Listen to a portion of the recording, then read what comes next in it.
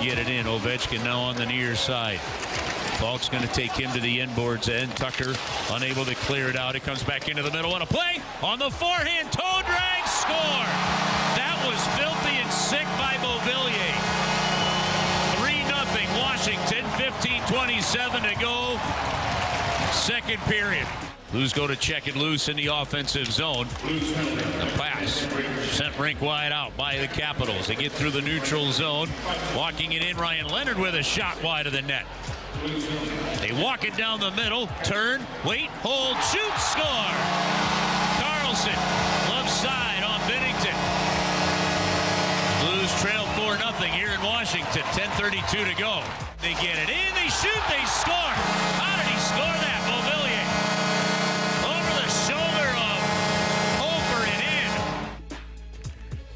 Not a good night.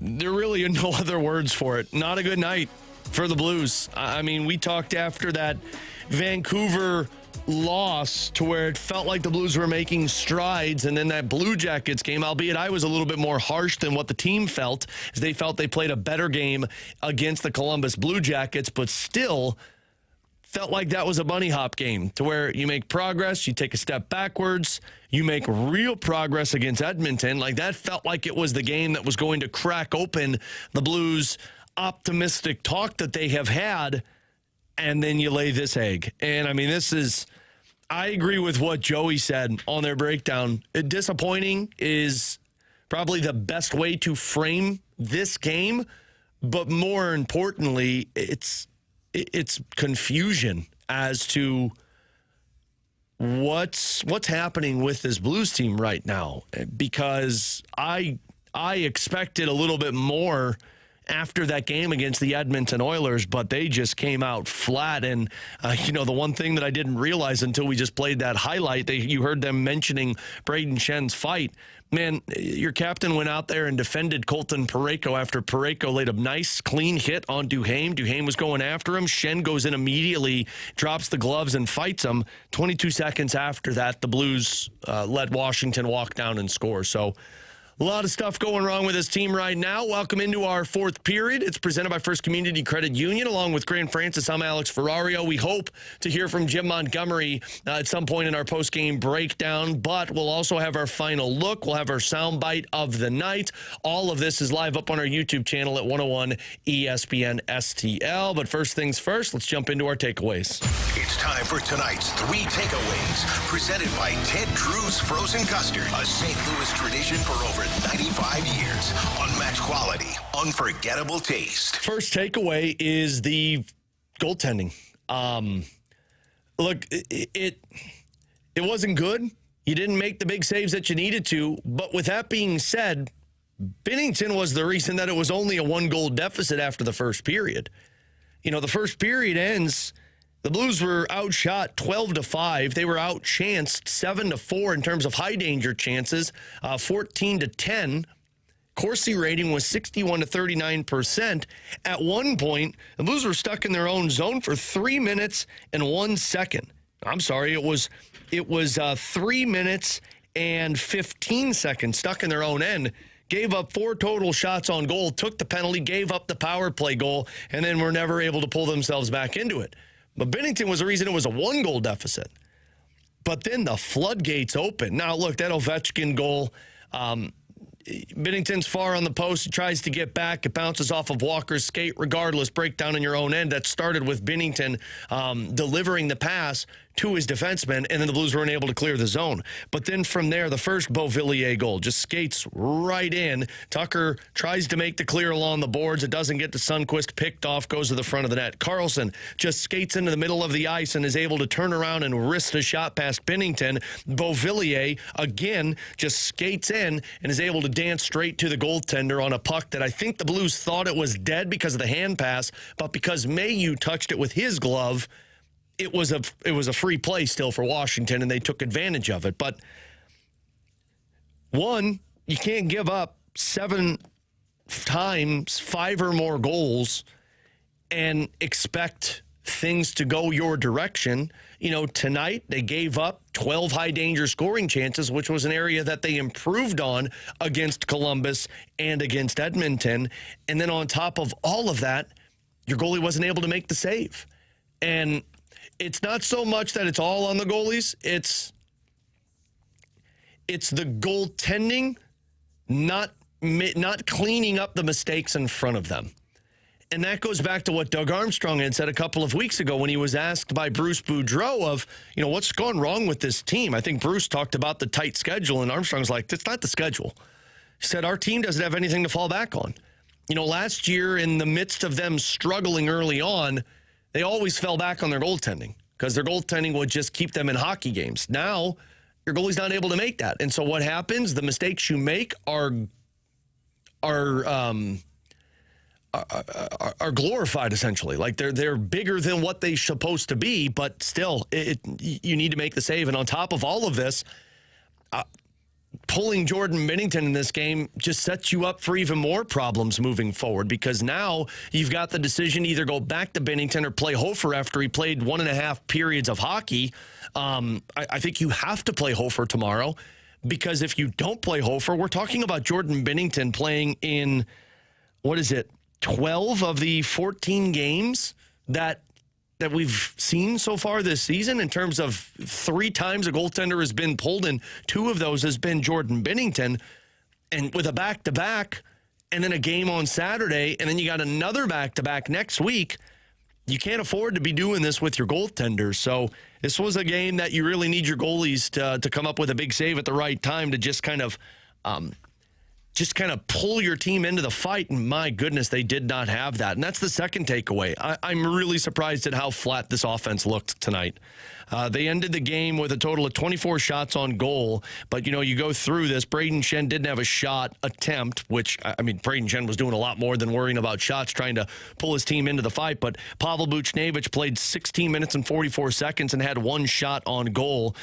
You had no shot attempts from Colton Parayko, which is just something that hurts this team when you don't have your defenseman involved. You had 2 shots, for Jordan Kyrou. You had 1 shot for Robert Thomas. You had 1 shot for Cam Fowler. You had 2 shots for Justin Falk. Like, the DNA of this team in terms of puck possession and offensive zone is their defensemen getting involved in.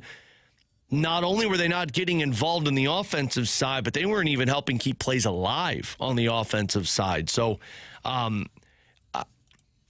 to get stuck in your own end for 3 minutes and 15 seconds and not be able to get the puck out, to have a total of 4 high-danger scoring chances in the second and third period, to possess the puck 39% of the time, and to give up 35 total scoring chances with a group that just shut down 2 of the best players in the game, on top of out-chancing that Edmonton Oilers team. It's just a Jekyll and Hyde group. It's a Jekyll and Hyde group. And then the third takeaway is special teams. Your power play, I agree with Curbs, has been good. Hasn't been great. It's been good. When you're top 10 in the National Hockey League, that's a good unit. Here's the problem, though. The timeliness, in my opinion, is what's really hurting them. They're 3 for 8 with chances to take the lead on the power play, which overall isn't that bad of a number, but also tells me you're not drawing a whole lot of power play opportunities.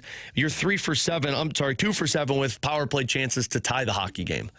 And we saw the impact what Dalibor Dvorsky's goal did against the Edmonton Oilers, and they weren't able to accomplish that in this one. So that, on top of your penalty kill being bottom 3 in the National Hockey League now, because you were 28th coming into the game and you gave up another power play goal. I looked at this. So from the moment Jim Montgomery was hired last season up until the Four Nations break, the Blues had the 32nd penalty kill in the National Hockey League. They were the worst penalty kill in the National Hockey League from when Jim Montgomery took over until the Four Nations break. Then from the Four Nations break until the end of the season, they were the 7th best in the National Hockey League. Right now, you're probably sitting bottom 3 in the National Hockey League. I don't know what's happening with this penalty kill, because it's not that they're getting stuck in their own end. It's they're losing a faceoff and they don't know how to get set up, and the first shot is beating them. Whether it's the Oilers' skill along the goal line, whether it's John Carlson taking the shot and Tom Wilson standing right in front of the crease to just deflect the puck down and into the back of the net.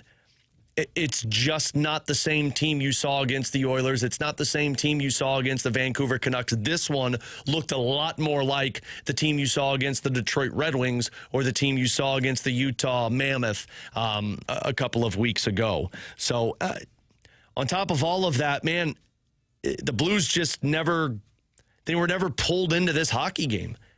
I mean, it's like when that Ovechkin goal went in, the Blues looked at it as, I don't know if we're coming back into this one. And then from there, you gave up a goal 2 minutes later, and then from there, a goal 5 minutes later, and then next thing you know, that snowball just poured on top of them. But, man, the Schenn fight, trying to pull them back into it. You had Binnington making the saves he did in the first period, trying to pull them back into it. It just feels like right now it's a shoulder shrug emoji with the Blues.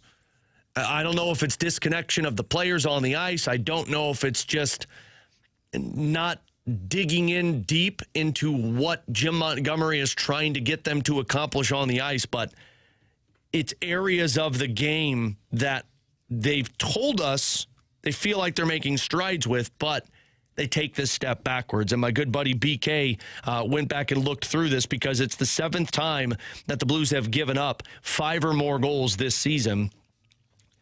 They're the 11th team in the last 25 years to give up 5 or more goals in 7 of their first 14 games.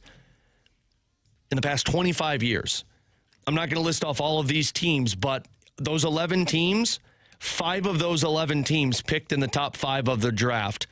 4 of those top 11 teams picked in the top 3.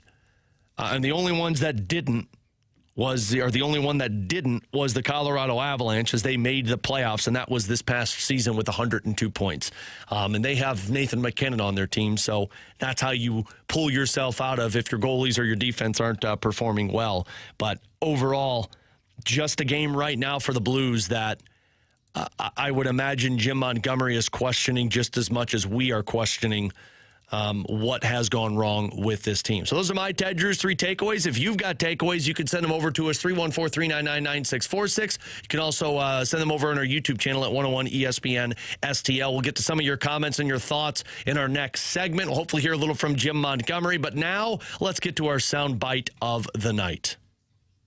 The soundbite of the night is presented by Rocket Convenience Stores. Fuel your car and your daily cravings at Rocket Convenience Stores. Binnington plays it down to the corner. We have seen some wacky exchanges here. Cap shoot it wide of the goal. Ovechkin on the backhand. He scores. A no-look backhanded shot for career goal number 900. The Capitals bench skates all the way over to the near wing. And an unthinkable number has been seen tonight in Washington. It's a real crappy game to be a part of if you're the Blues, but man, that is really cool. It is really cool to get to see Alex Ovechkin do what he is doing and put up 900 goals this season. So that one was easily our soundbite of the night. We'll take a break. We'll come back. We'll see if we can hear a little from Jim Montgomery, have our soundbite of the night. Oh, no, we just had our soundbite of the night. We'll have our final look, and we'll get to some of your thoughts and questions over on our YouTube channel at 101 ESPN STL. Blues fall to the Capitals tonight, 6-1. Alex Ferrario with you on your home for the Blues, 101 ESPN.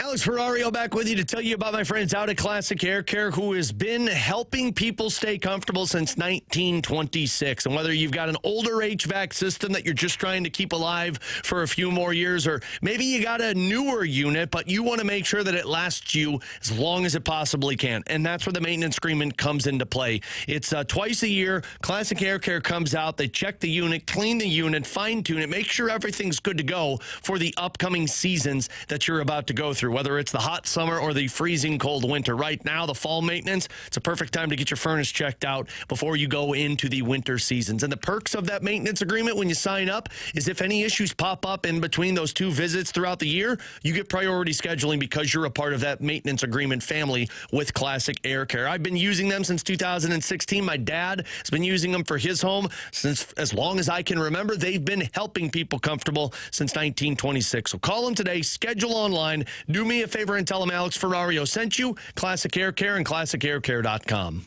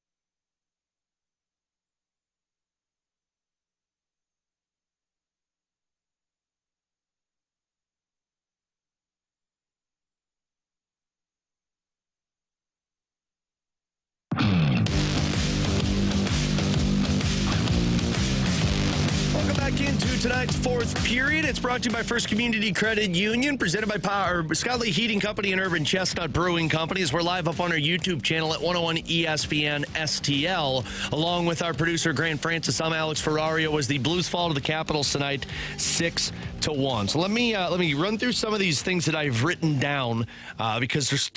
I hate to be negative Nancy, but it's where the Blues are at right now. But we've already mentioned it's the seventh time this season that the Blues have allowed 5 or more goals. Grant looked at this one during the game. The Blues did that 10 times last year. 10 times last season they gave up 5 or more goals. They've done it already 7 times in 14 games. On top of that, in 14 games, the Blues have had 12 different players be on hat trick watch at some point in a game. There have been 10 games, so 10 of the 14 games, there have been at least one player that's been on hat trick watch, which means 2 games, 2 players were on hat trick watch in the games. Now, the Blues only gave up 2 hat tricks so far, but still not a good number to have on that one. It's the 10th time they gave up a goal in the first 3 minutes of a period. And that one that they gave up 3 minutes into the period was Alex Ovechkin at even strength. And it's the 9th time this season that they have given up 2 goals in a 2-minute span. All of these details are showcasing the snowball effect that's really hurting this Blues. And look, you can blame the goaltending, you could blame the defense, you could blame the forwards, whatever you want. It's a team mentality. Sure, your goalie needs to make the save, but your defense needs to make the play to get the puck out of the end. And sure, your defense needed to get that puck out. But you know what? Forward bobbled it. It's like the Blues have the yips because the structure's in place. And I know people will push back and say, no, it's not Ferrario. I mean, look, we saw it against the Dallas Stars. You saw it against the Edmonton Oilers. You saw it against the Vancouver Canucks. It's just 3 breakdowns led to Vancouver scoring. And in all reality, you saw it against Columbus. It's just you couldn't generate any offense. So the structure's in place. That, to me, is the bigger concern. You know the structure works. You saw it last year. And you've seen it in games this season. But the Blues can't execute it consistently. And it goes back to the question Joey asked after that Blue Jackets loss. Why can't this team put a consistent 60 minutes together? Some of it feels like the yips. This team doesn't have a whole lot of confidence right now. I've seen a lot of people saying, like, well, your best players aren't your best players. To an extent, that's true. But tonight, Pavel Buchnevich, Robert Thomas, and Jimmy Snuggerud was the best line on the ice in both teams. They had a 78% Corsi rating. They outchanced their opponents 9-4 and had 3 high-danger scoring chances and allowed 2 high-danger scoring chances. I mean, that's your top line.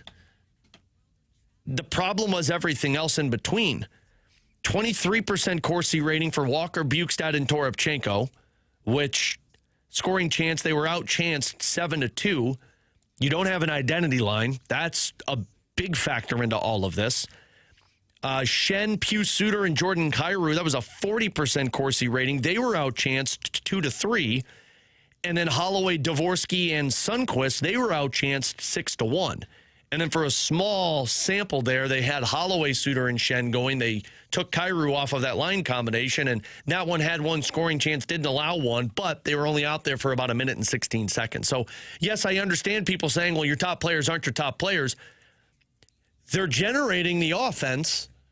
They're not scoring. And then the other side of this is they're also not stopping the opposition from rushing up the ice and beating them. But tonight, I don't believe, Pavel Buchnevich, Robert Thomas, and Jimmy Snuggerud were not a minus in this game tonight. Everybody else was. So, again, we can sit here and point fingers and say it's the goalie, say it's the defenseman. It's the team. The team's not playing in a connective tissue like you saw them play last year. So a couple of these, we'll see if we get a little from Jim Montgomery. Otherwise, we'll get to a piece of audio from Jim Montgomery. But Steve Zizou over on our Twitter account said, Alex, there's just no energy tonight. I normally don't get down on this team early, having played for 20 years. I can't pinpoint what the problem is. The journey to a top pick is real at this point. We need to make a sacrifice. That's, I think, the biggest issue right now. They just don't come out of the gate hot. And I don't know if Washington came out of the gate hot tonight. Like, it felt like both sides were a little passive. But the difference is when one team has a chance to execute, they finish.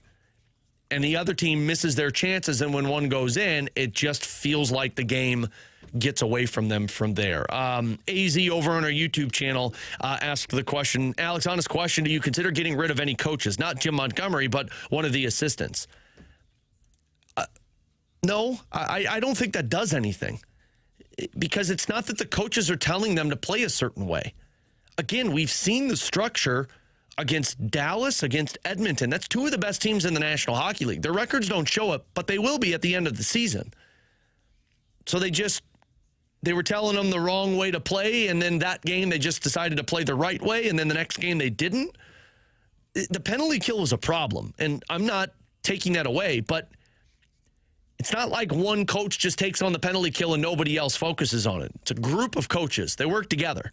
One's in charge, but they all focus on it. They all work on it in practice. To me, this isn't a coach. I'm so sick of the coach narrative of, well, you probably need to fire a coach. Man, at some point, you got to look at the players. At some point, you got to look at the roster and say they need to follow through with what's being put in front of them. Because, again, they played this way last year. They played hard last year. Not that they're not playing hard now, it's just inconsistent. And the inconsistency is what is burning this Blues team. And I don't know what's going to happen the rest of the way. I mean, history doesn't work in their favor. I gave you the November 1st number that Elliot Friedman brought up, that only 10 of 72 teams on November 1st that are 4 or more points out of a playoff spot make the playoffs. And on top of those 72 teams, 69% of those teams are drafting in the top 5.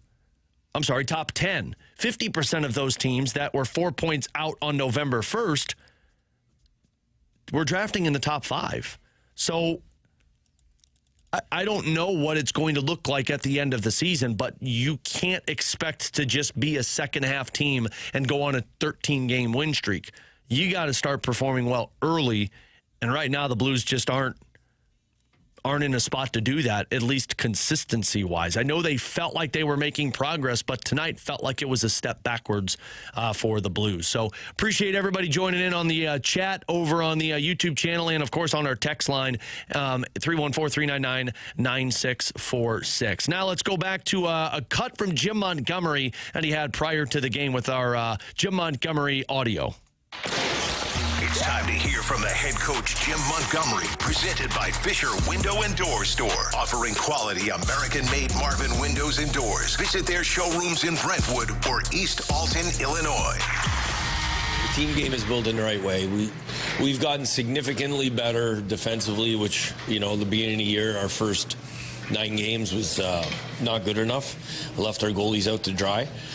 We've really shored that area up, and you're starting to see more puck possession. You see us making more plays because we're creating turnovers, which is helping our offense. Yeah, so that was Jim Montgomery prior to the game tonight, and it felt like all of that took a step backwards. We didn't get any audio from the Blues out in Washington, so we'll have to wait until we get that later on, and then we'll have the audio for you tomorrow on 101 ESPN, but they just didn't play that way. What he said there is not what we saw on the ice tonight. It never felt like there was a spurt for the Blues to where they started to build back momentum. And it might be the biggest issue. Actually, you know what? Before I do that, let's hit our final look. It's time to take a look back at tonight's game with the final look. Driven by Pure Performance. Only stop for all your aftermarket vehicle needs. That might be their biggest issue right now. Their biggest issue just is, look, they don't, when the team's flat, they don't have somebody that can just go out there and pull the ignition and get the team going. Like when you look at some of the teams right now around the National Hockey League that have it, if Colorado doesn't have their game, guess what? They still have Nathan McKinnon. If Edmonton doesn't have their game, guess what? Connor McDavid. Or Dallas, Mikko Rantanen. Like Toronto's a perfect example. What felt like they were falling off the face of the earth over the last few games. The last 2, they've had comeback victories in both of them. Why? Austin Matthews has steamrolled it. Like, you just don't have that player. But they've never been built that way. They've always been built the team mentality. And, man, that pack mentality is just not coming through right now for the Blues. And, I don't know if it's the yips. I don't know if it's just the confidence is shot right now. But it's a tough spot to be in if you're St. Louis, because what feels like you're making progress and then you get kind of slapped across the face the way that they've done, it's just not good for the Blues. And, one player specifically that I've seen some people talking about after this game tonight is Logan Mailloux. This one felt like a step backwards for him, too. He has that diving try on that puck going up the ice that he put his hand on that could have been stopped because it was a hand pass, but instead Beauvillier scores. He was a -3 tonight, played 13:52. The other team had 10 shots on goal while the Blues had 2 at 5-on-5 when Mailloux was on the ice. He felt like he was making progress, and then tonight felt like it was a step backwards. But in all reality, it was a step backwards for everybody on the roster, I would imagine, is what Jim Montgomery is going to have to say. So, look, let's just wrap it up. Nothing good can happen past 10 o'clock talking about this team after a loss like this. So hopefully they can turn it around tomorrow. Like Curbs and Joey mentioned, the good news for the Blues is they go right back to play another game. Sometimes after these, it's nice to just play rather than sit around and think about it until you play on Saturday. But another tough opponent because you take on the Buffalo Sabres, and I know you might chuckle at that when you hear it, but Buffalo, who started off poorly, has been playing a little bit better hockey as of late. They have only one loss in regulation in their last 10 games, and they've been really good on home ice at 5-2-2. So it'll be a tough task for the Blues tomorrow. They'll be back at it in Buffalo to wrap up the back-to-back set. It'll be a 6 o'clock puck drop with a 5 o'clock pregame show right here on your home for the Blues, 101 ESPN. Once again, a huge huge shout out to Grant Francis, who has done a great job as always. I'm Alex Ferrario. Hope everyone has a great rest of their evening. I'll talk to you tomorrow at 11 a.m. for BK and Ferrario. We'll talk to you at 5 for Blues and Sabres right here on your home for the Blues 101 ESPN.